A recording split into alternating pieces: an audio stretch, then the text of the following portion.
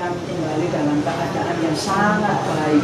Semuanya karena kekurangan mungkin. Terima kasih ya Tuhan pada pagi hari ini Tuhan kami akan mulai pada KB di tempat ini. Kiranya Tuhan pada saat kami memuji-muji Engkau ada di tengah-tengah kami. Dan Engkau menjamah kami satu persatu. Apapun yang kami hadapi, Tuhan telah memberikan kemuliaan. Terima kasih Tuhan, Engkau juga memberkati Christine yang saat ini akan membawa kami dalam puji-pujian. Engkau memberkati dengan Roh Kudus ya Tuhan, sehingga apa yang dibawakan Christine nanti semuanya berasal dari Tuhan. Terima kasih Tuhan, beracaralah terus di dalam kehidupan kami ya Tuhan. Dari awal pertengahan hingga akhir ibadah ini kami serahkan di dalam nama Tuhan Yesus Kristus. Haleluya.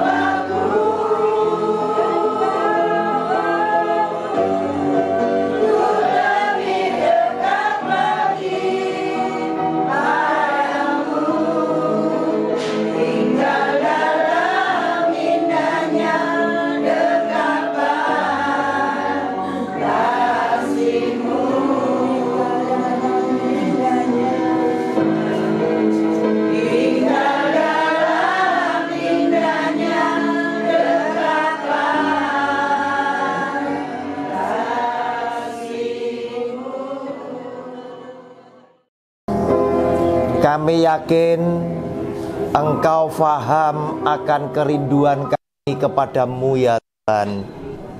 Demikian pula kehausan kami akan sabda firman Tuhan. Oleh karena kami tahu firman-Mu adalah pelita buat kaki kami, bahkan suluh bagi kehidupan kami. Oleh karena itu Tuhan, di hari yang indah ini, berkenanlah Tuhan berbicara kepada setiap pribadi kami, sehingga sepulang dari tempat ini kami beroleh berkat yang luar biasa. Berbicaralah Tuhan kepada kami telah siap mendengar sabda firman Tuhan. Di dalam nama Tuhan Yesus kami percaya dan sudah berdoa. Haleluya. Amin. Bapak Ibu yang dikasih oleh Tuhan, hari ini kita akan merenungkan sebuah tema yang jujur aja lama sekali konsep ini bisa saya selesaikan, yaitu berbuah adalah keharusan. Berbuah adalah keharusan. Kita mau perhatikan lebih dulu satu ayat dari Yohanes pasal 15 ayatnya yang ke-8. Yohanes 15 ayatnya yang ke-8. Seperti biasa, siapkan catatannya dulu. Nanti pulang bisa direnungkan kembali. Yohanes 15 ayat 8. Tema yang kita mau pikirkan bersama-sama adalah berbuah adalah keharusan. Dalam hal inilah Bapakku dipermuliakan, yaitu jika kamu berbuah banyak, dan dengan demikian kamu adalah murid-muridku.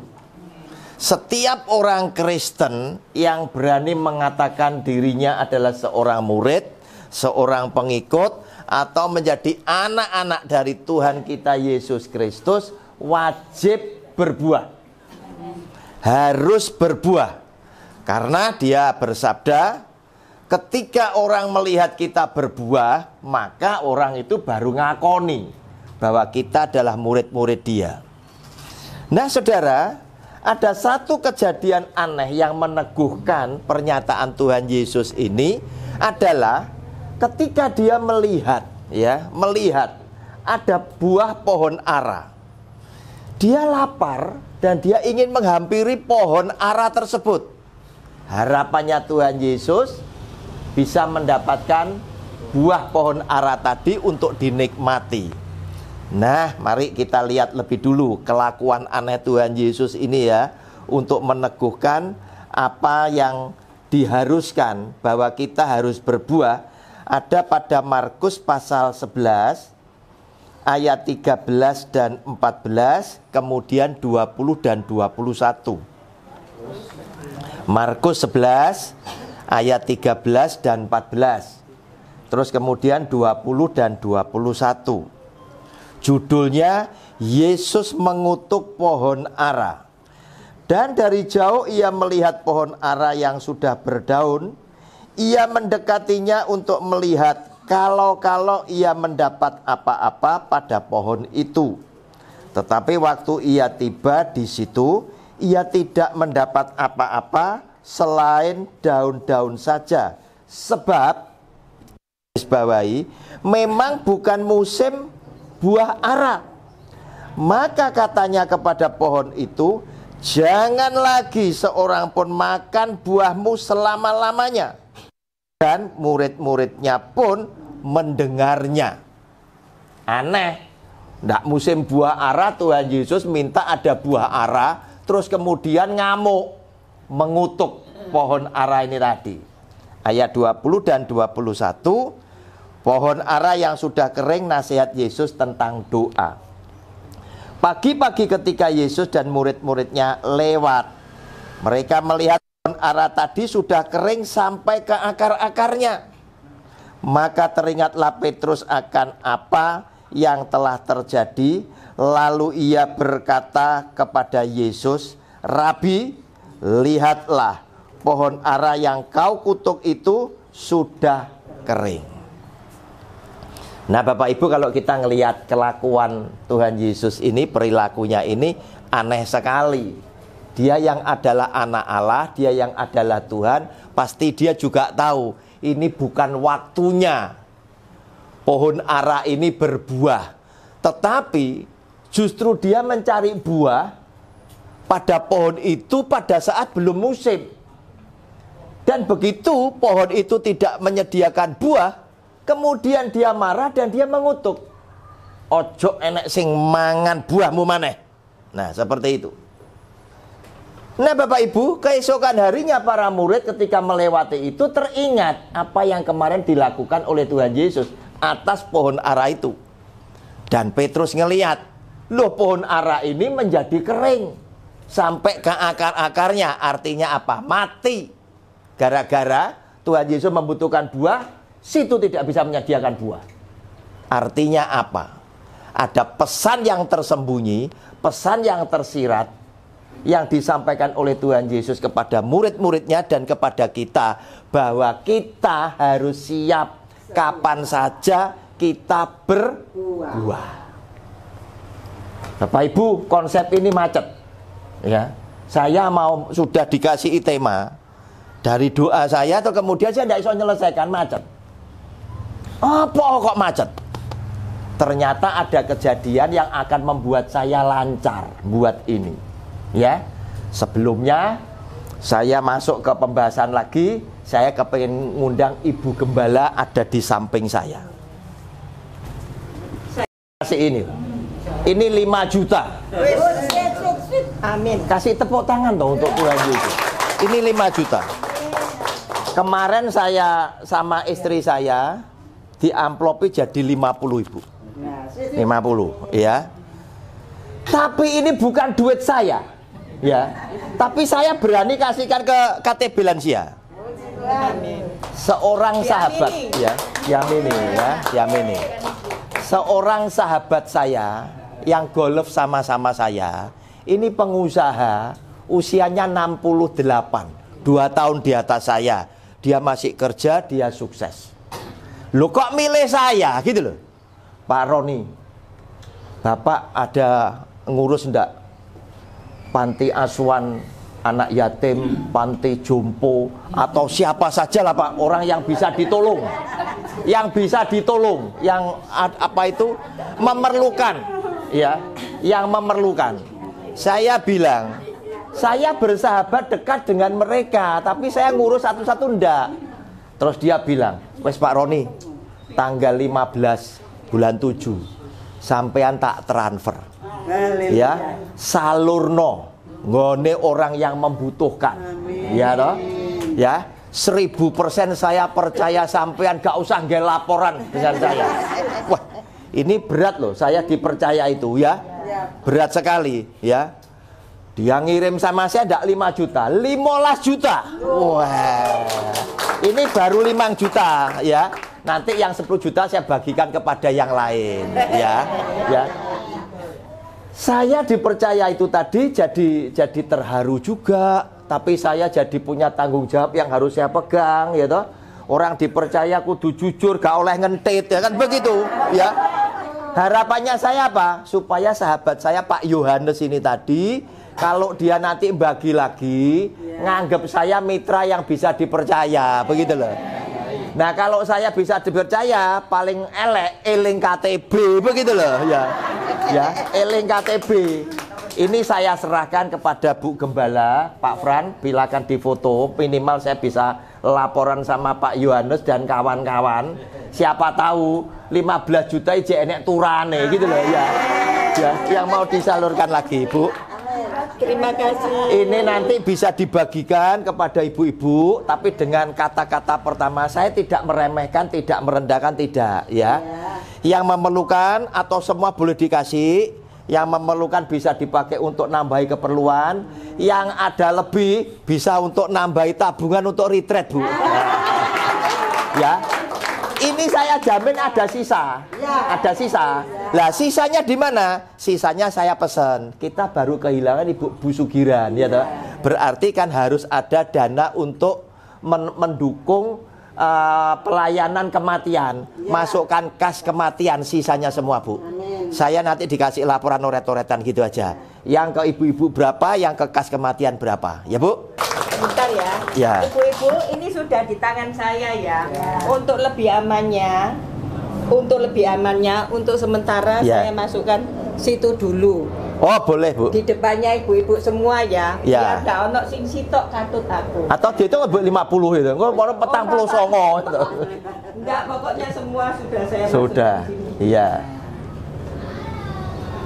Ini 50, iya. Kejadian kemarin itu bukan cuman satu ini. Aneh, ya. Paginya kan saya ngunjungi seorang janda pensiunan pendeta. Sudah ya, tangan saya kosong. Ya. Ya, Bu. Terima kasih, Pak. Sama-sama, Bu. Saya ngunjungi hamba Tuhan ini sudah usia 93 tahun. Ya. Bersaudara 3 dengan saudaranya, sama-sama tidak menikah. Yang 2 sudah meninggal, dirawat oleh keponakan yang sama di Babatan Pratama sana. Nah, dulu ibu-ibu ini salah satunya pekerjaannya itu buat pakaian. Ya, zaman dulu, zaman mama saya kalau mau buat pakaian kan dandak nih. Salah satunya tuh langganannya mama saya. Ketika ibu pendeta ini, Tante Hin ini yang 93 tahun yang kemarin saya kunjungi, ya, bersama istri saya itu, dia mendirikan gereja di bawah naungan GBI. Orang yang didatangi pertama itu saya. Pendeta nek wes mesti diinget. Ya. Didatangi saya, ya. Ya. Terus dia bilang, Pak Roni siap ndak bantu tante, ya. Pak Roni melayani setiap perjamuan kudus. Ya wes, ya. Saya itu. Nah, kemarin saya datang, dia seneng sekali. Matanya sudah kabur ngelihat, ya. Sudah ndak bisa jalan jauh kalau ndak pakai walker itu tadi, dan telinganya budek ini mesti, ya toh. Jadi kalau saya ngomong, saya mesti mepet telinga. Mesti ngomong. Jadi mesti tidak bisa ngomong pelan. Banter harusan.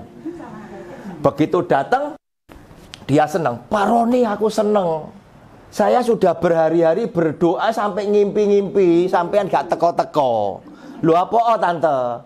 Diambilnya amplop, bungkusannya welek, kertas itu ya. Dikareti, dikasih nih saya. Ini buat Pak Roni. Saya sudah langsung megang, wah duit iki ya, ya toh. Saya ngomong sama tante, tante ada apa bokeknya aku? Wong saya ini ndak memerlukan. Dia bilang, nanti kalau tante mati, yo ndak tak bawa.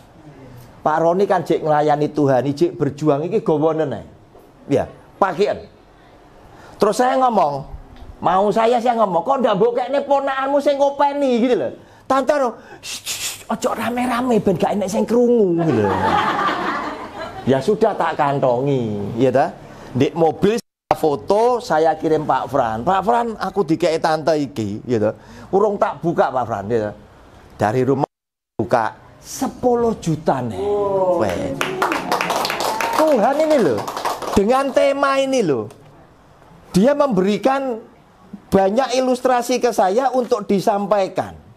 Nah, ketika tema ini disampaikan, firman Tuhan itu dijabarkan Tuhan Yesus lewat saya, tentunya di antara di kita ini tadi pasti ada yang protes. Tuhan aku rondo, gitu. Ya ini kan banyak jandanya. Terus kemudian ada yang melo kesah, rondo atre urip dhewe Tuhan, iya toh. Iya.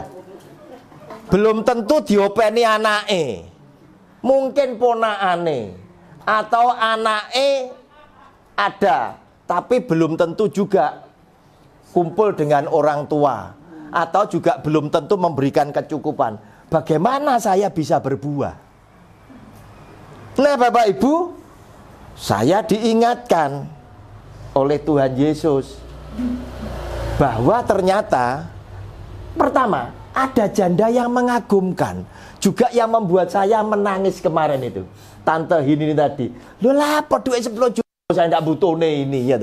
Tapi dia bilang, Pak Roni, Kamu ijek ngelayani Tuhan. Wes berjuang iki wis gawa ndekku. Ya. Tante le pulang ke surga sebentar lagi, ndak bawa apa-apa. Terus saya yang ngomong mbek Nyonya kuwi iki gak iso nolak. Supaya apa? Sebagai bukti Tuhan menerima dia. Ayo kon mulai tak sore tak ajak metu mangan ae digawe mangan itu. Ya. Anak cucu saya tak ajak mangan supaya apa? Persembahan yang berkenan di hati Tuhan itu selalu disambut oleh Allah dengan api tadi. Ya, ketika Abraham mempersembahkan di mezbah, bukti Tuhan berkenan, api Tuhan itu menjilat semua persembahan yang ada. Ya, wes biar tante ini lego. Dia bilang sekarang tante lego. Ya, sepertinya dia sudah bernasar. Lama saya tidak muncul sampai di doa nih gitu. Terus ponaknya bilang, tapi ponaknya tidak tahu kalau saya dikasih amplop gitu. Ponaknya bilang, Pak Roni tadi begitu Pak Roni telepon, Pak Roni sama Bu Roni mau datang, tante ini sudah heboh ini gitu, ya. Dia mungkin nyari amplop ini tadi gitu loh. Yang mau diserahkan ke saya ini. Wah, luar biasa. Nah, Bapak Ibu yang dikasih oleh Tuhan, ada janda ya yang menjadi kekaguman Tuhan Yesus karena diamati. Semua orang kaya maju ke kotak peti persembahan dengan memasukkan uang mereka, mungkin bisa-bisa nominal yang besar, sampai-sampai mungkin amplopnya susah masuk.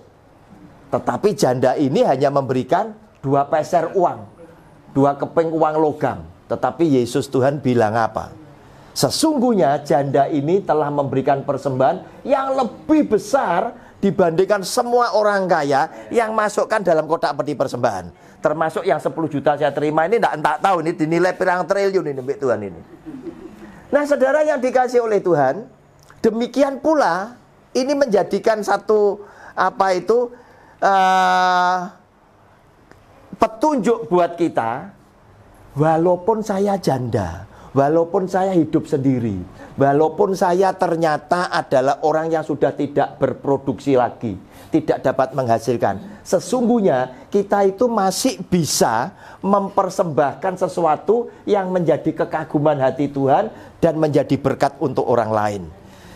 Kuncinya janda ini ada apanya? Dia punya hati kepada Tuhan. 2 peser ini tadi setara dengan nafkahnya dia hari itu. Dia sudah tidak mikir engko mangan apa dino iki. Karena apa? Semua sudah dipersembahkan untuk membuktikan kecintaannya dia kepada Tuhan. Dia sudah tidak mikir lagi. Tetapi Tuhan yang mengerti tentang kecintaan orang tersebut pasti adalah Tuhan yang boten sare, ya. Pasti dia akan memperhitungkan. Dia mungkin sudah tidak bisa beli makanan lagi, tetapi dia bisa kirim gagak-gagak itu tadi. Menyediakan makanan buat orang-orang yang memerlukannya. Demikian pula Bapak Ibu, ternyata di dalam Alkitab di sini tentang tokoh-tokoh yang ditulis di dalam Alkitab juga ada banyak yang mengalami kondisi seperti kita. Saya ini pengusaha, saya nggak orang nyambut gawe. Ya tergantung sekarang. Anak saya itu bisa mensiun saya pandak. Walaupun saya itu masih punya gandolan tabungan. Tetapi kerinduan saya, anak saya ini bisa jalankan. Hormatilah ayahmu dan ibumu. Itu karena perintah pertama yang oleh Tuhan dikenakan kepada setiap bayi yang lahir apapun agamanya. Itu yang pertama. Sehingga harapan saya, anak saya jangan meleset. Mereka sekarang lagi belajar, walaupun belum bisa mencukupi saya. Dulu ketika saya sebagai pengusaha, orang alami kesulitan, saya punya duit bisa nolong. Nah sekarang ketika saya tidak punya, saya kembali kepada firman Tuhan. Gimana Tuhan saya bisa berbuah? Nah tadi kita baca yang pertama Yohanes 15 kan ayat 8. Bapak Ibu mesti baca mulai ayat 1. Itu petunjuknya. Kamu jangan lepas dari aku.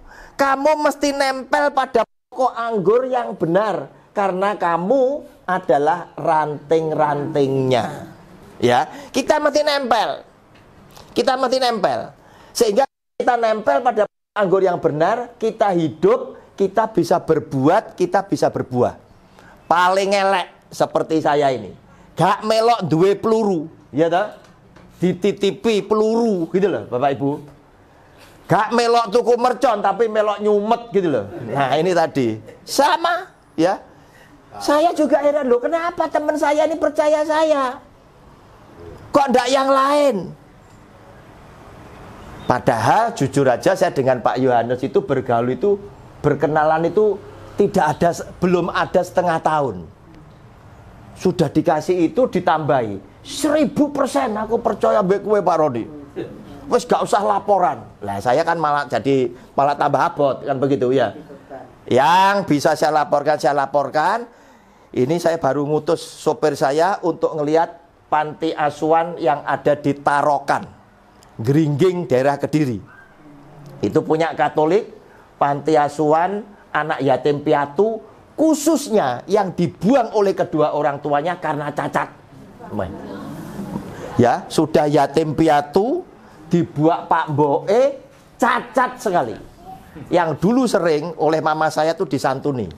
Itu tadi. Nah, saya sudah lama pensiun dari pengusaha, saya tidak bisa ke sana. Lah ini pas ada peluru ini, saya tembak nih ke sana. Wah, ini pas ini tembak nih sana.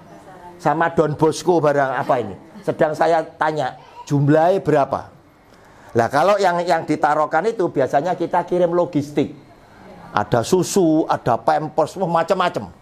Dibelanja nih itu macam-macam. Nah Bapak Ibu, di dalam Alkitab Tuhan memberikan referensi. Orang yang seperti kita ini banyak. Salah satunya adalah Simson. Simson dulu adalah orang yang kuat karena dia natsir Allah. Rambutnya gondrong, dia diberi kekuatan. Musuhnya mesti bangsa Filistin. Ya, Daud musuh itu, Goliat itu ya Filistin ya. Ini Simson itu musuh sama Filistin. Tetapi apa? Simson salah jalan. Ganteng kuat, kalahnya dengan Delilah. Ya toh, dengan orang cantik yang sengaja dibayar oleh raja-raja Filistin untuk mengetahui kelemahan Simson ada di mana. Setelah Simson terjerat, berarti dia ini kan meninggalkan pokok anggur. Simson menderita karena apa? Kedua matanya, biji matanya dicungkil, dibuat buta. Terus dia sudah kehilangan kekuatannya karena apa? Rambutnya ini digunting, gondrongnya itu dipotong. Dia jadi orang biasa, dia jadi bahan ejekan. Nah, kapan Simson bisa berbuah? Ketika dia dalam kesendiriannya, dalam kesengsaraannya, itu dia itu menyesali perbuatannya. Dia nempel kembali kepada Tuhan, tapi tidak serta-merta loh. Butuh proses yang panjang, ya, yang panjang. Sampai suatu hari dia mau dibuat bahan mainan, buat bahan olok-olokan raja-raja yang dulu itu takut dengan Simson. Simson dituntun oleh anak kecil ini tadi. Di gedung itu tadi banyak bangsawan, banyak raja-raja kecil yang menjadi musuh Simson tadi. Itu pada menertawakan. Simson berdoa sama Tuhan, Tuhan, kembalikan sekali ini saja kekuatanku, supaya dengan sekali dorong gedung ini runtuh, untuk menggantikan, membalas kedua biji mataku. Nah, pasti Tuhan mengabulkan Simson ini bukan karena hawa nafsu Simson semata-mata, tetapi Tuhan juga ingin bela dia punya nama karena Simson adalah hambanya. Maka pada waktu dia dituntun oleh anak kecil itu, Simson bilang sama anak kecil tadi, "Nak, aku taruhen ya di tiang penyangga utama nih, aku tak senden di situ." Nah, ditaruh di situ, dia berdoa sama Tuhan dan Tuhan mengembalikan kekuatan Simson saat itu, maka runtuhlah gedung itu dan Alkitab menulis, Simson membunuh bangsa Filistin yang menjadi musuh bangsa Israel lebih banyak ketika dia buta ini tadi dibandingkan ketika dia masih sehat walafiat. Nah, Bapak Ibu, dari semua ini kita harusnya tidak lemah.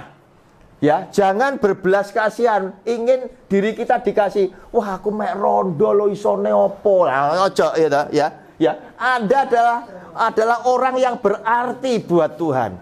Lewat hidupmu yang sederhana, masih banyak Anda bisa lakukan untuk memuliakan nama Tuhan. Dan janda-janda yang di sini tidak Yang kesulitan seperti kelasnya Bu Guntoro, Bu Erna atau yang lain supaya Bu Tin ini. Ini adalah janda-janda yang sebetulnya apa? Bisa menjadi seperti Dorcas, seperti Tabita, yang lewat berkat rezekinya itu bisa membantu janda yang lain.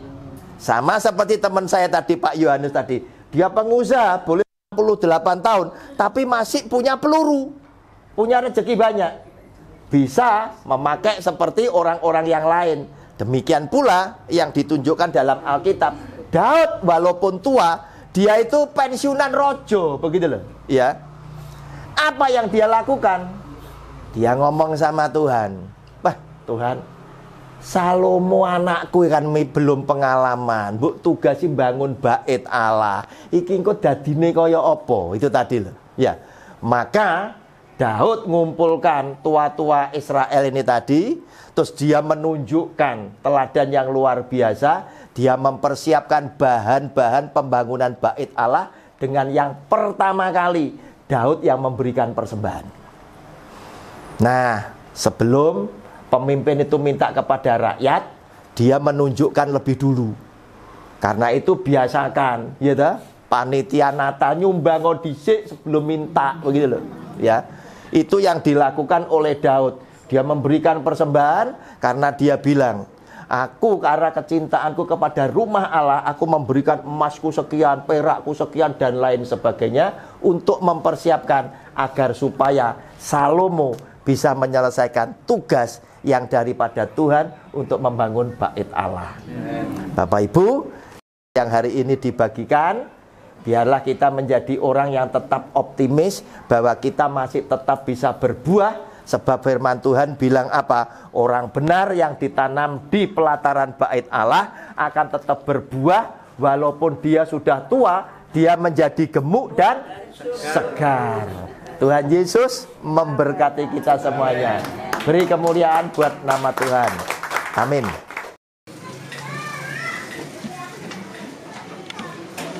Bapak Ibu, firman Tuhan yang dahsyat, firman Tuhan yang luar biasa, ya. Jadi hidup itu memang harus berbuah. Berbuah itu untuk siapa sih? Untuk Tuhan. Makanya lihat dari wong Kristen, ojo itu Tuhan. Aku rondo loh Tuhan. Aku songke opo. Tadi loh, usianya berapa? Oh, 93 loh. 90 terlu bahasa Inggris sih. Tapi masih bisa berbuat untuk Tuhan. Kita ini jangan, ya Bapak Ibu, apa ya istilahnya, mutus karo Tuhan. Aku itu gak iso apa-apa Tuhan. Jangan Bapak Ibu. Kita ini dikasih hikmat oleh Tuhan, dikasih kuat oleh Tuhan. Saya ini saya saksikan ya. Kebetulan di KPB ini ada 2 lansia. 2 lansia ini mengalami kecelakaan di dalam tubuhnya. Tapi karena 2 lansia ini sangat serius karo Tuhan, sungguh-sungguh karo Tuhan. Saudara siapa sih? Karo sapa? Karo sapa? Nah, dikai loro tapi gak suwe lho. Bukuntoro ini mangkoke Bukuntoro. Butin ini mangkok diganti loh. Saudara, diganti buatan mana Bu? Amerika. Amerika. Mangkok ini diganti loh. Mangkok sing dikai tulang itu. Thailand Amerika. Saudara, berapa bulan Bu? 5 bulan. Sakit? Nggak ibadah KTP berapa bulan? 5 bulan. Saiki waras. Ya 1. Bukuntoro. Tangannya ceklek, sikile ceklek. Ya. Ini Bapak Ibu, kalau kita ini serius karo Tuhan, pemeliharaan Tuhan itu selalu ada bagi kita. Ojo nyutel karo kehebatan Tuhan, apa nyutel itu? Membatasi kita ini. Membatasi anugerah Tuhan. Membatasi kehebatan Tuhan. Jangan Bapak Ibu. Bojoku lho penggawane mek ngene iki. Aku iso apa tak persembahno ke Tuhan. Kalau Bapak Ibu membatasi omonganmu, ya itu mau. Pohon yang tidak menghasilkan buah. Selamanya saudara akan mengalami kekurangan. Selamanya kita akan mengalami kekurangan. Tetapi kalau kita tidak membatasi kehebatan Tuhan yang turun atas hidup kita. Simpson mau lho, wis wuto. Ya toh dikasih sehat tapi gak nyenengno atine Tuhan. Malah katut sama apa? Wewe gombel. Katut sama wewe gombel. Kehebatannya dipersembahkan kepada siapa? Wewe gombel. Begitu lek wis gak kuat, baru apa? Golek kamane karo Tuhan, nangis maneh karo Tuhan. Aja sampai telat begitu Bapak Ibu. Ya. Mumpung kita ini masih sehat, ayo kita nyeneng hati itu. Nyenengno hatine Tuhan itu serius. Jangan main-main dok, saudara. Kepada Tuhan itu. Ini sudah akhir zaman loh. Ini akhir zaman. Kita ini sekarang hari apa Rabu ya? Hari Kamis itu apa yang akan terjadi dalam rumah tangga kita nggak tahu loh. Saudara, para jemaat KTB yang ada di sini sudah satu dipanggil. Saya ini lungguhe Bu Suki yang ini. Iki lungguhe yang ini mesti Bu Suki. Siapa nyangka sekarang Bu Suki sudah bersama terus bawa panci biasanya. Kayak ini tuh bawa panci masak. Cerita Bu Kun mau Bu Suki bawa bandeng. Dimasak apa Mbok? Asam-asam. Nyenengno atine Tuhan.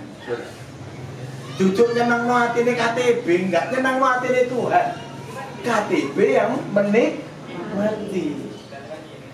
Ayo, firman Tuhan ini membangun iman kita, Bapak Ibu. Iman kita dibangun oleh Tuhan.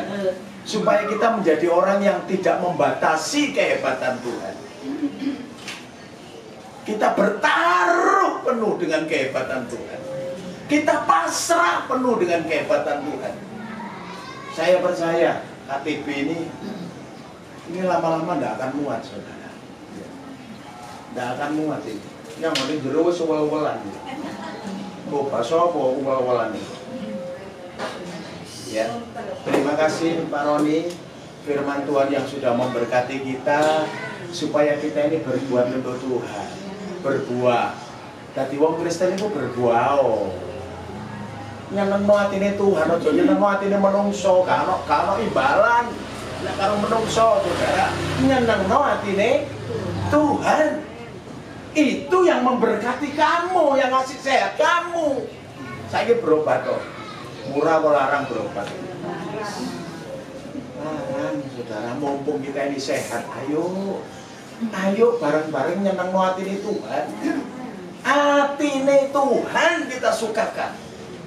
Itu kita menjadi prinsip orang Kristen itu di situ. Ojo nyenengno atine menungso. Kalau imbalan apa-apa, saudara. Tidak ada imbalan apa-apa sudah. Orang yang jujur itu saat ini lagi mahal ya. Orang yang jujur itu mahal. Soalnya apa? Akeh sing ditangkepi karo kejaksaan, karo KPK. Itu orang yang tidak jujur itu yang ditangkepi, saudara. Ditangkepi. Nah, saudara tadi disaksikan.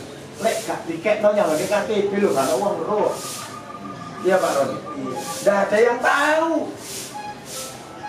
Tidak ada yang tahu. Dikarepe dikekno sapa orangnya percaya penuh karo Pak Roni kok.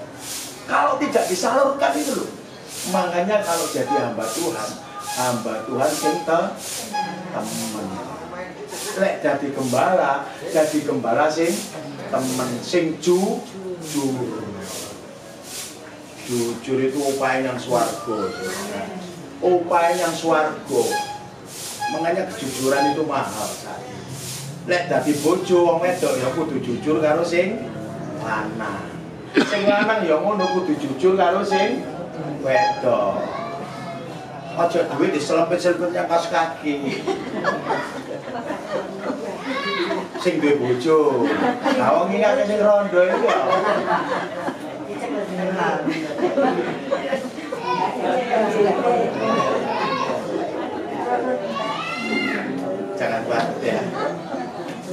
membatasi kehebatan Tuhan. Ayo KTB, kita tetap maju, kita maju terus sampai nanti kita dipisahkan oleh satu persatu, kita dipanggil Tuhan. Ya, jangan mendengarkan perkataan manusia. Ya, jangan mendengarkan perkataan manusia. Dengarkan perkataan Tuhan, saudara selamat. Saudara tidak bingung. Omongan menungso itu ngalor ngidul, saudara. Saudara akan bingung. Tapi kalau saudara mendengarkan perkataan Tuhan, saudara akan selamat. Selamat di bumi sampai saudara akan di surga. Tuhan Yesus memberkati.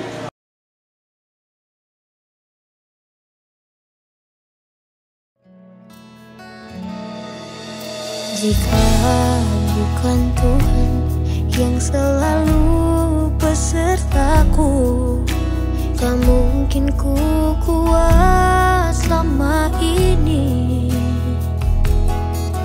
Jika bukan Tuhan yang selalu menjagaku, tak mungkin ku hidup sampai hari ini. Ku bersyukur, ku bersyukur untuk semua kebaikan-Mu Tuhan. Ku percaya apapun yang terjadi, Tuhan selalu besertaku.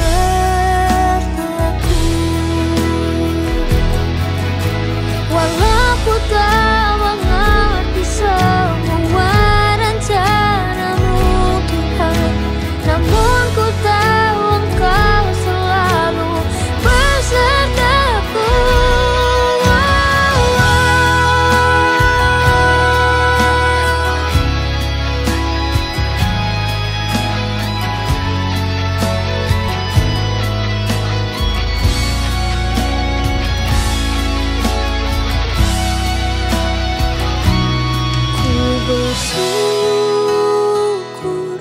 Ku bersyukur